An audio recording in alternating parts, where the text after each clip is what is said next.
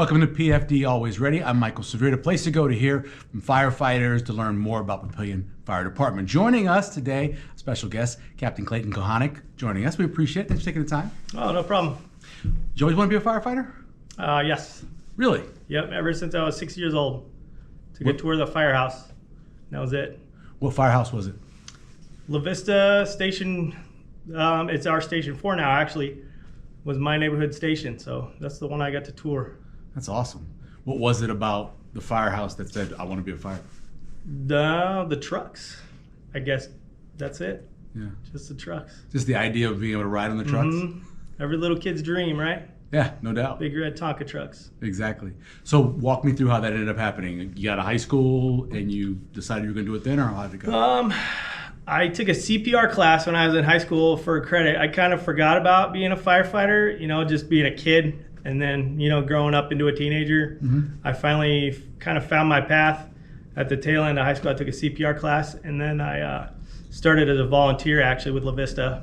2000. And then from there, when did you end up getting on as firefighter? I got hired on in North Platte, actually, in 2005, and I was there for a couple years, and then I came back here. I've been on here for about almost 16 years now, actually. When you finally became a full-time firefighter, what was it about the job? What did you think? Was it what you expected? It was what I was expecting. It's everything. It changes every day. It might be the same call you go on, difficulty breathing or a fall or something like that, but it's always different. That's what we call it PFD Always Ready, because I don't think there's a job that you have to be more ready for whatever situation you're going to walk into. Yeah. That's pretty much every day? Yes, every single day. Yeah. How do you prep for that? I personally come to work expecting the worst case scenario, and if that doesn't happen, it was a successful day. So yeah. Tell me about getting on with Papillion Fire. What was that like? It was pretty exciting, actually, getting out of my hometown, because I grew up here, around this area. So, and that was always kind of what I wanted to do, is come back this way. And how did the process work? You applied, get on right away, or did you have to wait, or how'd that work? No, actually, I tested for here twice when I was at North Platte, but the first time I had just bought a house, so even if I got offered a job, it would be really hard to come back, but everything kind of just lined up right for me to make the jump back here, so that's what I did. What, family in North Platte? Did you start No family in North Platte. Yeah. My wife and kids moved out there with me, and we didn't know anyone out there, so it was a huge adjustment. And coming back here was the right move. So how's it been? How, you've obviously moved up the ranks, and good. What's it been like? Good. Couldn't ask for anything better. You obviously lost your amputee, you lost your leg in an accident on the job? On the job, yep. At a fire, yep. Yeah. How did it end up happening? Too many tasks for one guy, I would say.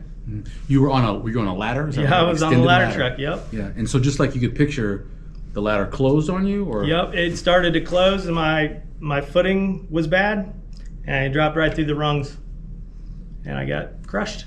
Yeah, and then after that, you go through rehab. How long does that last? What was that like? I went to PT for 100 days. I was actually off work for almost a year. It was 11 months, 26 days, 24 days, something like that. But that was my goal, is to come back before a year. So I did that. You made it. You guys are a different sort. So I think if I asked this question to one job, it'd be a different answer. But did the guys baby you or take it easy on you when you came back? Or were they like, okay, you're back, we're good to go? No, full send all the time. Yeah. Yep. What was that like? I mean, to have your brothers there welcoming you back. Nah, it was good. Yeah. It was tough. It was what I expected it was going to be. Yeah, no special treatment. And that's the way I would want it, so. Biggest adjustment for you with the artificial limb? I could do everything I did before. It's just not quite as pretty as it was, so. You then all of a sudden you become a role model as well for other people who've lost limbs. What's that been like for you? Awesome. I've talked to lots of people about it, so it's good. If I can help out anybody, more than willing to do so. Yeah, and I know there was a kid recently, well, that wasn't recently, but you had a kid that came by, they made him an honorary firefighter, you had a chance to talk to him. Being able to do that sort of thing, even better on the job, to be able to do that kind of thing? Oh yeah, I love it. I love it.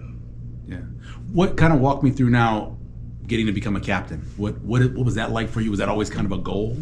Yeah, I've had that goal for basically since I got hired anywhere. It was my goal was to kind of move up the ranks. And it's not like a normal job where you just kind of apply for it or you get promoted based on time on the job or things like it's a tested position. So there's study, some prep as far as running calls, do mock scenarios and things like that. And there's a written test, like a skills evaluation, like running a scene, and then some like interdepartmental like personnel things, and then as a panel interview, and then from there the top 3 candidates are taken to the chief's interview, and then that's kind of where it falls. How do you find out? Is it a phone call? They bring you in, they send you a letter? How do you find out? The fire chief actually came and told me after my interview, of course, but What was that like? that was exciting. Yeah. It was exciting. All the hard work paid off. Right, exactly. That's interesting. So all of a sudden now you're in charge of people, you're a boss kind of. Is that a different kind of mentality you have when you're on the job? Yeah, because before when you're a firefighter, you kind of always got to take care of the crew, but you got to take care of yourself kind of first, otherwise you can't help. And now I'm kind of got to make sure everybody's okay, and doing the right things, make the right moves. So you guys spend so much time together. I'm assuming it's almost as much as you spend with your family. Yeah, it's about a third of the year. Yeah. Not including overtime. It could be well beyond that too. So. Yeah. Talk to me about this, like your second family. What's that kind of like? It's just like having your first family, but you get to go home. You get little breaks. Yeah. Because you guys eat together. Obviously, you stay here. You do all these things together. That brotherhood, kind of. Can you talk to me a little about that? What that's like? It's really hard to explain unless you have a firefighter in your family, or somebody growing up that was a firefighter. I would say it's probably close to what military guys kind of are. Yeah, a lot of camaraderie, a lot of fighting like your brothers too. So yeah, I mean it's a real unique situation. I was going to ask you about that because you have to have some fun too, right? I mean, it's obviously a job that's very serious, but you guys have your share of fun. This is the best job ever. You get to come to work and have fun. You turn that off when you go on a call, right? When you come back from a call, it's back to cracking jokes and cutting up.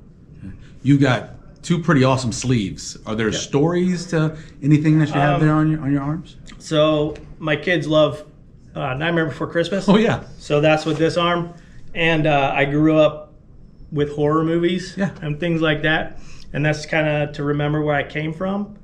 And I think in the back of my mind, I think that's kind of why I'm good to do this job. You get to see a lot of stuff at this job. So sure. I like to think I got a little bit of early start. Watching horror movies? Yeah. Do you have a favorite? I like Hellraiser. I'm a big Hellraiser fan. So. Yeah. Did you watch the latest one? I heard it's not very good. No, I heard it wasn't very good, so I haven't watched it yet. The original one with Pinhead and all of that. That's pretty awesome. Looking ahead, any goals? Any more goals that you got out there?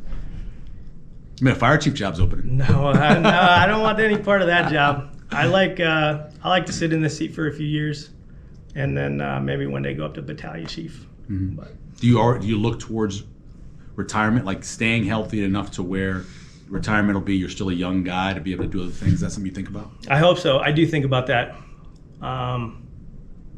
but I kind of keep that in the back of my head, just because I know it can change in an instant on this job. So yeah, just day by day, right? Yep. We appreciate it. Thanks for taking the time, Kevin. Yeah, thank you.